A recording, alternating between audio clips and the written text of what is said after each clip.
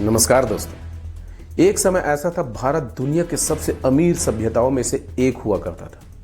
यहाँ के सोना चांदी, मसाले और कपड़े पूरे विश्व में मशहूर हुआ करते थे। लेकिन फिर एक ब्रिटिश राज की ऐसी काली आंधी आई जिसने पूरे भारत को लगभग 250 सालों तक गुलामी, अत्याचार और जुल्मों के अंधकार में ढकेल दिया। न जाने कितने ही बच्चे, बूढ़े और जवानों ने अपने जानों की कुर्बानी दी। आज हम भारत में आज़ादी की सांस ले रहे हैं, पर सवाल ये उठता है दोस्तों कि आखिर अंग्रेज भारत आए क्यों थे? क्या उनका मकसद सिर्फ व्यापार करना था, या पहले से तय था कि एक शातिर रणनीति का खेल खेलना है? 250 साल की गुलामी की कहानी की शुरुआत आखिर कहां से हुई? आखिर ऐसा क्या हुआ कि अंग्रेजों ने भारतीय भूमि पर अपनी आंखें गड़ा दी? चलिए दोस्तों, समझने का प्रयास करते हैं आज की इस वीडियो में।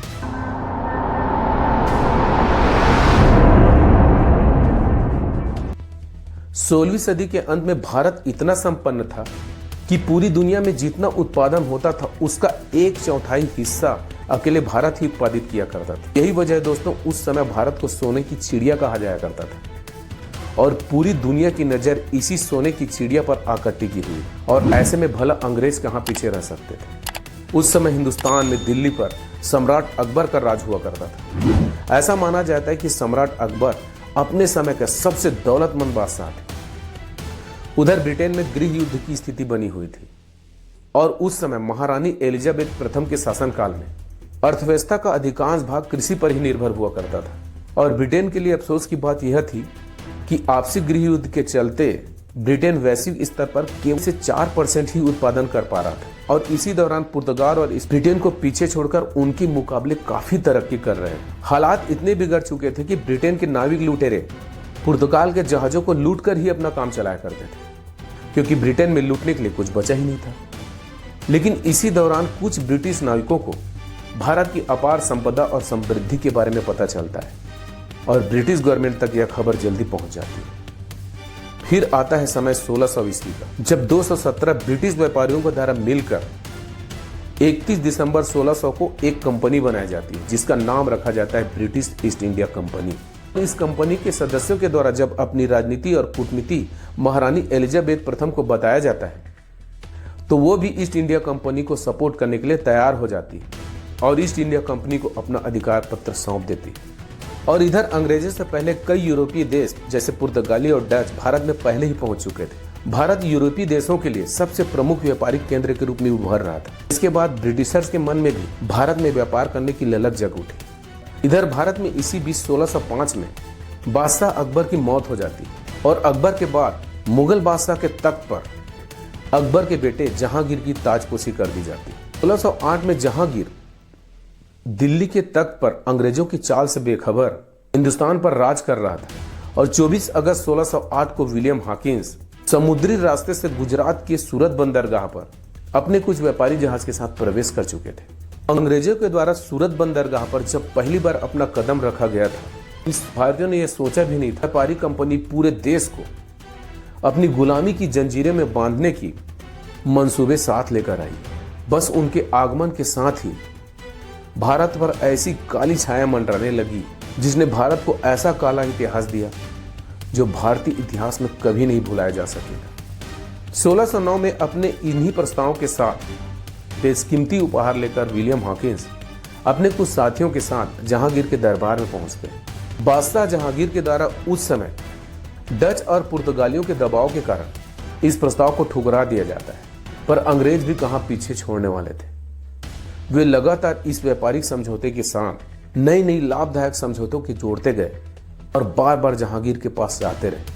और 1609 में कुल 9 वर्षों के इंतजार के बाद पहली बार अंग्रेजों को सूरत में कारखाना खोलने की शाही अनुमति हासिल होगी। 11 में मछलीपट्टनम में व्यापारी कोठी स्थापित की गई और अंततः 1613 में जहांगीर के द्वारा प्रस्ताव पर हस्ताक्षर करके अंग्रेजों को व्यापार करने की मंजूरी दे दी जाती है। यह मंजूरी मिलते ही अंग्रेजों के द्वारा पटना, सूरत, मुंबई और चेन्नई जैसे कई जगहों पर अपने फैक्ट्री स्थापित करके व्यापार करना शुरू कर दिया जाता है। 1623 ईस्वी में ऐसी ही एक और विजयनगर साम्राज्य में गोलकुंडा के सुल्तान के द्वारा प्राप्त हो जाती है, जिसके अनुसार व्यापार के लिए एक और कारखाना मद्रास में खोल सकते थे। व्यापार की शुरुआत होने के साथ ही यूरोपीय देशों के द्वारा यहाँ के मसालों के व्यापार पर अपना हक स्थापित करने की महत्वाकांक्षा बढ़ती चली गई, जिससे आगे चलकर इन यूरोपीय कंपनियों में कई बार जंग छिड़ी। हालांकि शुरुआत में इस कंपनी के द्वारा वहां के लोगों को रोजगार दिया जाता है और बदले में उन्हें अच्छी तनख्वाह दी जाती है, जिसकी वजह से कई हिंदुस्तानी ईस्ट इंडिया कंपनी से काफी प्रभावित होते हैं और कई हिंदुस्तानी व्यापारी भी इन कंपनियों के साथ जुड़ जाते, लेकिन ज्यादा दिनों तक नहीं। पूरे भारत में ईस्ट इंडिया कंपनी का व्यापार बढ़ता ही चला जा रहा था और अपने बढ़ते व्यापार की वजह से अंग्रेजों के मन में इतना ज्यादा लालच बढ़ जाता है कि वे भारत की सत्ता पर ही कब्जा करने की योजना बनाने और इसी उद्देश्य 1686 में ब्रिटिशों के द्वारा मुगलों के खिलाफ जंग छेड़ दी जाती है और औरंगजेब से हुई इस जंग में मुगलों के द्वारा ब्रिटिशर्स को बुरी तरीके से हरा दिया जाता है। हार से ब्रिटिशर्स को एक बात तो समझ में आ गई थी कि वो मुगलों को जंग में लड़कर हरा नहीं सकते, लेकिन उन्हें भारत पर कब्जा भी करना था, जिसके लिए उन्होंने वो कूटनीति अपनाई और वो कूटनीति थी डिवाइड एंड रूल, यानी आपस में फूट डालो और राज करो की नीति। जंग में हारने के बाद ब्रिटिशर्स के द्वारा औरंगजेब से माफी मांगते हुए ये वादा किया जाता है कि वे दोबारा ऐसी गलती कभी नहीं करेंगे और औरंगजेब के द्वारा भी उन पर कुछ जुर्माना लगाते हुए उन्हें माफ कर दिया जाता है और अपना व्यापार चालू रखने की उसी तरीके से अनुमति प्रदान कर दी जाती है। लेकिन कालांतर में मुगलों द्वारा ब्रिटिशर्स को माफ करना ही मुगलों के अंत का कारण बनता है, क्योंकि 1707 में औरंगजेब की मृत्यु के बाद कई मुगल शासक सल्तनत पाने के लिए आपस में ही एक दूसरे से लड़ने लगते हैं और इसी लड़ाई के चलते एक वक्त ऐसा आता है जब कुछ कमजोर शासक मुगल बादशाह बन जाते हैं, जो कि मुगल साम्राज्य को व्यवस्थित ढंग से चला ही नहीं पाए। ये अनुभवहीन मुगल बादशाह रोज नए नए कानून बनाते थे और उन्हें बदलते रहते थे और उनकी इसी तरीके के बेवकूफियों के चलते अंग्रेजों को अपनी चाल चलने का मौका मिल गया। दरअसल 1717 में मुगल बादशाह फर्रुख सियार घृणित कायर के द्वारा अंग्रेजों को एक शाही फरमान जारी किया जाता है, जिसमें उन्होंने बहुत ही छोटी सी रकम सालाना फीस के रूप में देकर बिना किसी लगान या कर के व्यापार करने की इजाजत दे दी जाती है, जिसे कंपनी का मेग्ना कार्टा कहा जाता है। इसी दौरान 1739 में पर्सिया अर्थात ईरान के राजा नादिर शाह, जिसे ईरान का नेपोलियन कहा जाता है, उसके द्वारा भारत पर आक्रमण कर दिया जाता है। चूंकि इस समय मुगल शासक अपनी सत्ता के नशा में इस तरह खोए हुए थे कि उन्हें अचानक हुए इस आक्रमण के बारे में पता ही नहीं चलता है और पर्शियन आर्मी दिल्ली तक पहुंच जाती है और दिल्ली की गद्दी मुगलों के हाथों से लगभग छूट ही गई थी। नादिर शाह के द्वारा मोहम्मद शाह रंगीला को करनाल के युद्ध में बुरी तरीके से पराजित कर दिया जाता है। नादिर शाह लगभग 70 करोड़ की धनराशि और शाहजहां के द्वारा बनाया गया तख्ते ताउस, मयूर सिंहासन तथा कोहिनूर हीरा को लेकर फारस वापस लौट जाता है। इतनी लूट के बाद मुगल सल्तनत पूरी तरह से कमजोर पड़ जाती है और अंग्रेजों की साजिश भी कुछ कुछ समझ में आने लगती है। पर अफसोस, अब वक्त हाथ से फिसलता जा रहा था और उनका साम्राज्य भी अंग्रेजों के लगातार भारत पर कब्जा करने की अलग अलग रणनीति बनाते जा रहा था, जिसके पहले चरण में बंगाल के नवाब सिराजुद्दौला को पद से हटाने के लिए जंग छेड़ दी जाती है। अंग्रेजों के द्वारा वहां के हिंदू और मुसलमानों में आपसी फूट डालकर डिवाइड एंड रूल की कूटनीति लागू की जाती है, जिसको संभाल पाने में नवाब सिराजुद्दौला नाकामयाब रहते हैं और नतीजा अंग्रेजों के लिए बहुत ही फायदेमंद होता है। 23 जून 1757 में पलासी की युद्ध में बंगाल के नवाब सिराजुद्दौला को उसके सेनापति मीर जाफर के धोखाधड़ी के कारण पराजित कर दिया जाता है और हारने के बाद अंग्रेजों के द्वारा सिराजुद्दौला के सेनापति मीर जाफर को अपनी तरफ मिला लिया जाता है और उसे बंगाल का नवाब बना दिया जाता है। और दोस्तों, समय बीतता जाता है और इसी के साथ भारत पर अंग्रेजों की ताकत और अधिकार और बढ़ते चला जाता है और सन 1764 में अंग्रेजों के द्वारा बक्सर की युद्ध में अवध के नवाब शुजाउद्दौला, बंगाल के नवाब मीर कासिम और मुगल सम्राट शाह आलम की संयुक्त सेना को हरा दिया जाता है। और उधर अंग्रेजों के द्वारा निजाम और मराठों के बीच में भी फूट डालकर उन्हें लड़वाया जाता है और फिर उनकी लड़ाई का फायदा उठाकर और उनकी कमजोर सेना को हराकर उनकी रियासतों पर कब्जा कर लिया जाता है। अंग्रेजों के द्वारा इसी रणनीति और कूटनीति को अपनाते हुए 18वीं सदी के अंत तक भारत के हर क्षेत्र में अपना संपूर्ण कब्जा कर लिया और जिनके बाद उसके द्वारा व्यापार और अपने अधिकार क्षेत्र के कई अन्य चीजों पर अपनी मनमर्जी के टैक्स लगाकर काफी कमाई करी जाती है और भारत को अंदर से लूट लिया जाता है। अंग्रेजों को अभी भारत में पूरी तरीके से राज करने, कुछ भारतीयों को भी अपने में शामिल करना था।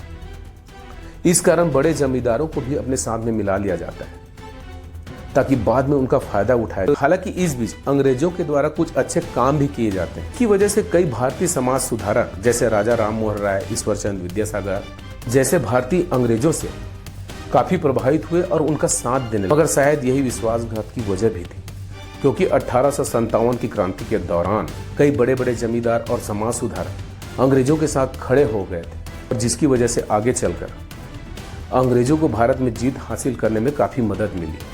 पलासी का युद्ध जीतना, बक्सर का युद्ध जीतना और 1857 की क्रांति को बुरी तरीके से असफल कर देना। 1857 की क्रांति पर भारत की जीत की वजह से मुगल साम्राज्य के आखिरी बादशाह बहादुर शाह जफर द्वितीय को अंग्रेजों के द्वारा अपनी बंदी बनाकर रंगून की जेल में भेज दिया जाता है। उनके बेटे और उनके खानदान के तमाम लोगों को मौत की घाट उतार दिया जाता है और इस तरह अंग्रेजों के द्वारा पूरे भारत को अपना गुलाम बना दिया जाता है। तो दोस्तों, ये थी वो दुख भरी दास्तान जिसमें मुगलों की एक गलती और अपने निजी स्वार्थ की एक भावना ने अंग्रेजों को भारत में पांव पसारने का मौका दे दिया। उनकी इसी गलती का खामियाजा हिंदुस्तानियों की कई पीढ़ियों को भुगतना पड़ा है।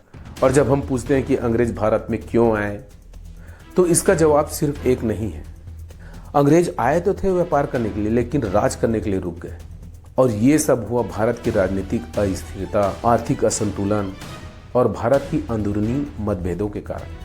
तो दोस्तों, ये इतिहास हमें सिखाता है और बताता है ये आज भी हो सकता है अगर हम एक दूसरे के साथ मिलकर ना रहें। अगर आज हम बढ़ना चाहते हैं तो पहले ये समझना जरूरी है कि किस तरह से एक व्यापारिक कंपनी ने भारत जैसे महान देश को भी अपने कब्जे में ले लिया। क्योंकि जब अंग्रेज मिलों का सफर करके भारत आए, तब भारत में एक ओर मुगलों का शक्तिशाली साम्राज्य था, तो दूसरी ओर मातृभूमि पर मर मिटने वाले मराठा थे। इसके बावजूद भी अंग्रेजों ने भारत पर अपना वर्चस्व स्थापित कर लिया। वैसे आपके नजरिए से अंग्रेजों के आगमन के लिए मुगल जिम्मेदार थे कि नहीं, जरूर कमेंट करके बताइए। तो दोस्तों, इसी तरह के वीडियो को देखने के लिए हमारे चैनल को लाइक कीजिए, सब्सक्राइब कीजिए। तब तक के लिए जय हिंद, जय भारत।